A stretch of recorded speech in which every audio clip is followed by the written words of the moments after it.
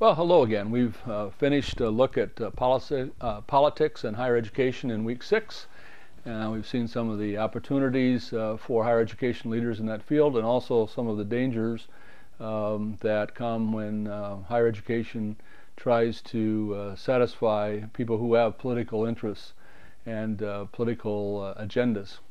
Now we're off to week 7, where we'll talk about higher education governance. That governance is an interesting word, not one we use every day, but it means the control of an organization at the very highest level. Control is really a good word. We're thinking of somebody who's in the pilot house of the ship, steering the ship, not necessarily firing the boilers or swabbing the decks.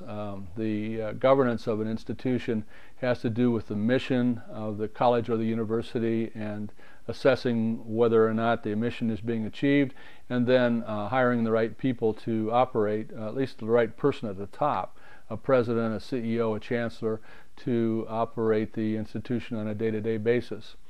Governance brings with it a good many challenges. For one thing, in the United States, most governing boards are lay boards, and that means that amateurs are basically running the show. At least they're deciding what show is going to be run. They make the decisions about the highest level mission of the college or the university, and they also are the ones who hire the president to run and operate the university on a day-to-day basis. Faculty have always wondered whether there is wisdom in having rank amateurs make the decisions of the university at the highest level, governing the university. And for that reason, they have insisted on their own role in making governance decisions having to do with academic subjects and academic topics. The AAUP's philosophy is that the faculty's recommendations should hardly ever be reversed by the board when it comes to an academic decision that ought to be made by academic people. And for the most part, the lay boards in America have honored that model. Sometimes, however, boards go over the line and get involved in the day-to-day operations of the college, and then you've got what's sometimes referred to as the rogue trustee or the toxic board, and that brings up the subject of how colleges can fireproof themselves to avoid problems that a rogue trustee or a toxic board might create. We'll talk a little bit, or you'll read a little bit about that, and there'll be some discussion amongst the class members this week, I hope, on those readings. The assignment for the week is to, if you're in Group 1 or Group 3, Group Study Group 1 or Group 3, look at the Antioch closure decision and comment on it.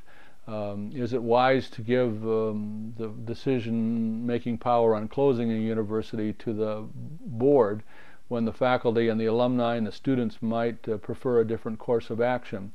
How far are we going to go in terms of giving authority and power to lay boards in the United States? Do we have the right model? That's really what I want.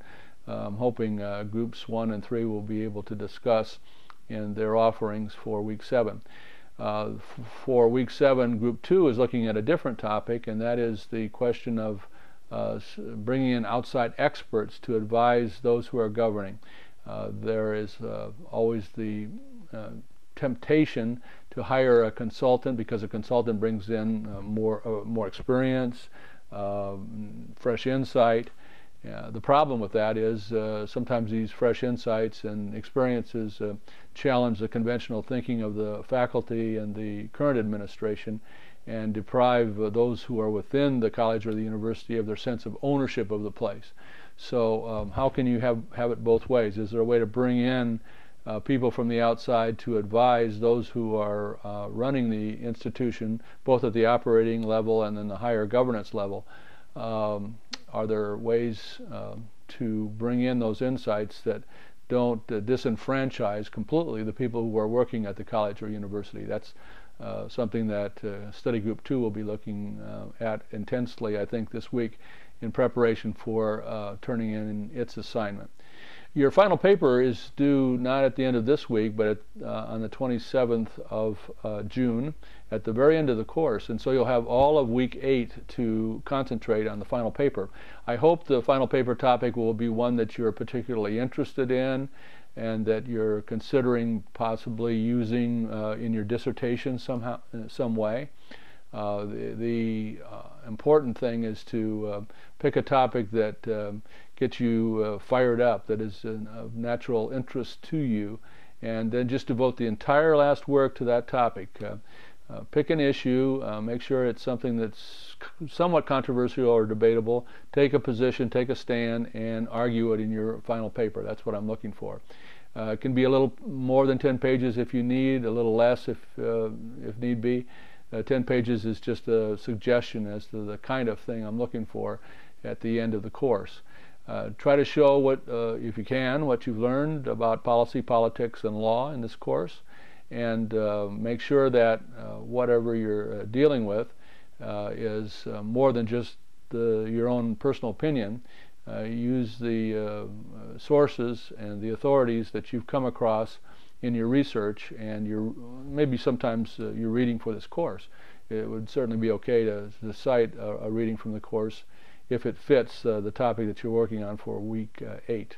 This is probably the last video that I'll make for the course. I hope that it has to some degree personalized our communication. I want to thank you for the excellent work that you've done, for allowing me to be part of your program, and also for allowing me to be part of your discussions and debates throughout policy, politics, and law of higher education.